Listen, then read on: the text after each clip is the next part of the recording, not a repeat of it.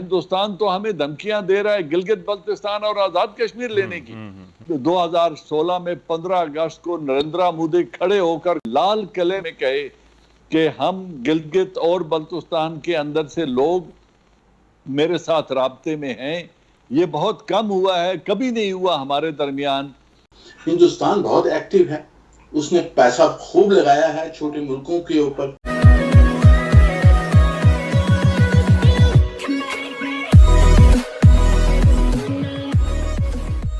نمسکار دوستو، اب یہاں پر بات ہو رہی ہے کہ کچھ سالوں پہلے جب پردھان منتری مودی نے لال قلعے سے یہ بات کہی تھی کہ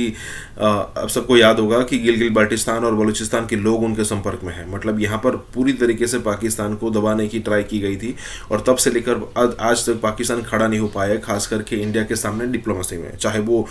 ڈپلومیسی یا پھر لابنگ ویسٹ میں کرنی ہو، چاہے کسی اور جگہ پر کرنی ہو، لیکن جس طریقے سے انڈیا نے پاکستان کو پکڑا ہے، گردن سے دبوچا ہے، آج تک پاکستان وہاں سے ابھر نہیں پایا ہے۔ اس سمے پردھان منتری مودی نے کہا تھا کہ بلوچستان اور جی بی کے لوگ ہمارے سمپرک میں، اس کا مطلب یہ تھا کہ آج نہیں تو کل جس طریقے سے ہم نے بنگلہ دیش میں ایک مکتی واہنی کو سپورٹ کر کے بنگلہ دیش کو آزاد کروایا تھا، بالکل ویسا کبھی بھی ہو سکتا ہے، یا پھر یہ بھی ہو سکتا ہے کہ ہم ڈائریکٹلی اٹیک کر لیں پی او کے پر اور پی او کے کو قبضہ کر لیں اور بلوچستان کو آزاد کروانے کے لیے فل سپورٹ دے دیں۔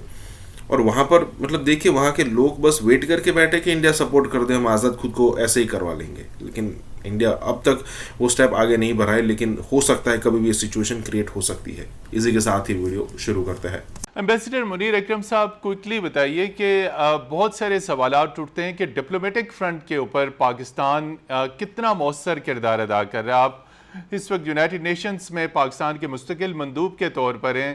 تو یہ بتائیے کہ گزشتہ برس نومبر سے آپ نے اپنی ذمہ داریاں سنبھالی، کتنا مؤثر کردار ہے پاکستان کا اس ساری صورتحال کو ہائی لائٹ کرنے میں، تاکہ ہمارے پاکستان میں بھی اور گلوبلی ویورز یہ جان سکیں کہ پاکستان نے اب تک اس مسئلے کو ہائی لائٹ کرنے میں، انڈیا کی جو دہشت گردی ہے پاکستان کے اندر اس کو ایکسپوز کرنے میں، Pakistan mission to the U N جو ہے وہ اس نے کتنی ایک کوششیں کی عالمی برادری کے ضمیر کو جھنجھوڑنے کے حوالے سے؟ ہندوستان کے خیر خواہ بیٹھے ہوئے ہیں سیکیورٹی کونسل میں، اور ان کے پاس ویٹو پاورز بھی ہیں، تو اس سے وہاں سے فیصلہ نکالنا باوجود وہ ویٹو پاور کے ایک مشکل کام ہے۔ پر جو سیکیورٹی کونسل میں جو نان پرماننٹ ممبرز ہیں، جو ہمارے دوست ہیں،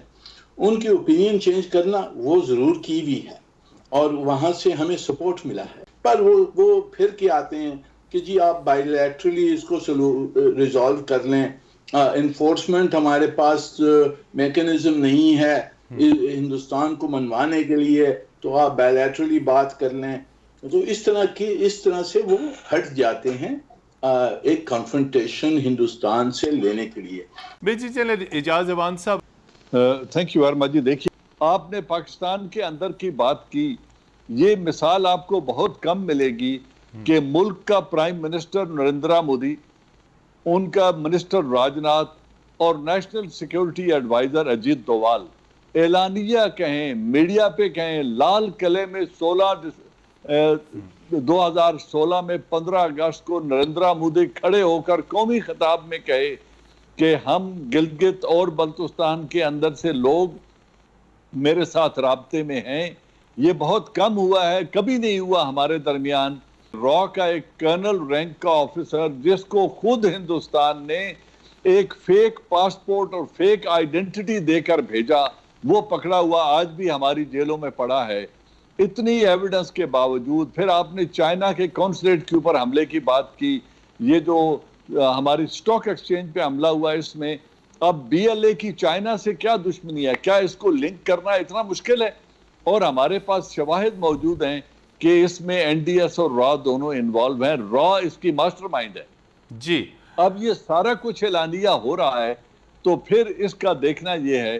کہ دنیا اتنی بے حسی کیوں کر رہی ہے، اور پھر اگر دنیا اس سے صرف نظر کر رہی ہے، تو پھر پاکستان نے کیا کرنا ہے، چائنا نے کیا کرنا ہے، وہ ہمیں کون سے اقدام اٹھانے پڑیں گے، جب یہی جو انڈیا کے خیر خواہ بنے ہوئے ہیں، جن کا نیشنل انٹرسٹ ان کے ساتھ کوئنسائڈ کر رہا ہے، جن کا معاشی مفاد اور چائنا کے دشمنی یا چائنا کے خلاف ٹریڈ وار ان کو کوئی حرکت نہیں کرنے دیتی، پھر ان انٹرسٹ کو ہٹ کرنا ہوگا، اس کے لیے اپنی فورس موبلائزیشن کرنی ہوگی، حالات کو اس نہج پہ لے جانا ہوگا کہ یہ سب لوگ پھر اپنے اس انٹرسٹ کو خطرہ محسوس کریں۔ اس طرح سے پالیسی نہیں بدلتی ہے صرف اوپینین سے، ان کو نقصان جب ہوتا رہے گا پھر ان کی پالیسی بدلے گی۔ امریکہ کو اور فرانس کو، برطانیہ کو ہم کنونس کر سکیں کہ بھئی آپ انفورسمنٹ ایکشن پہ آئیں تو وہ ہوگا، پر میرے خیال میں اس وقت ان کے انٹرسٹ ہندوستان کے ساتھ اتنے گہرے ہیں کہ وہ اس قسم کا فیصلہ نکلنے نہیں دیتے ہیں، پر ہم نے کوشش تو کرنی ہے اور کر رہے ہیں۔ جی بالکل، پاکستان کوشش کر بھی رہا ہے اور کوشش کرنی بھی ہے۔ امبیسڈر صاحب نے بڑی خوبصورت بات کی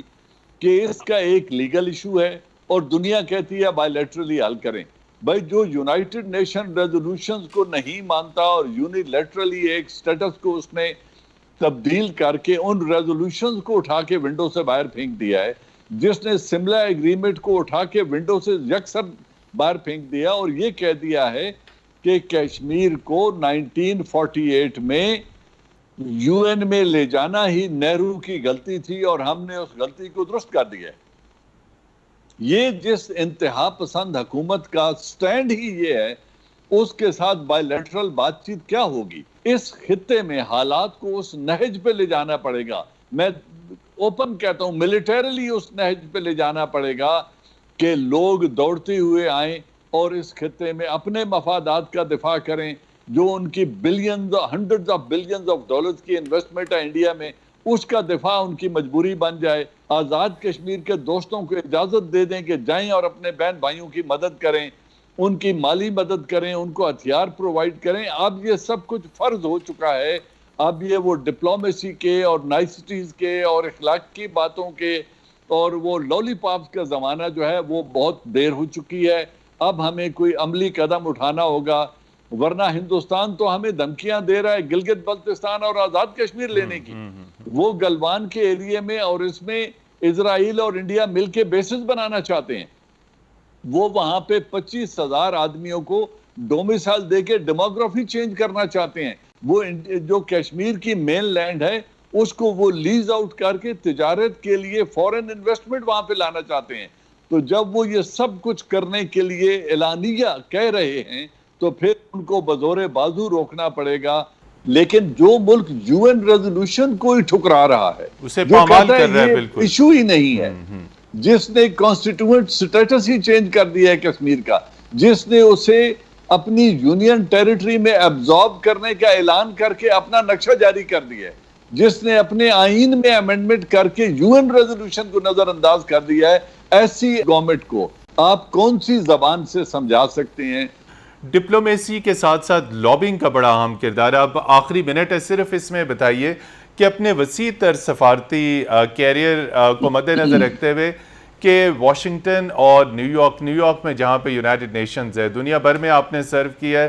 لابنگ میں ہماری کیا گرے ایریاز ہیں، کیا کمزوری ہے جہاں پہ ہمارے کور ایشوز؟ جی میں بتاتا ہوں، یہ دیکھیے یونائٹڈ نیشنز میں 193 ممبر سٹیٹس یہاں ہیں، جی اس میں سے ہماری جو سفارت خانے ہیں وہ کوئی 90 کے قریب سفارت خانے ہیں۔ 100 سے زیادہ ملک ہیں جہاں ہمارے سفارت خانے ہیں نہیں،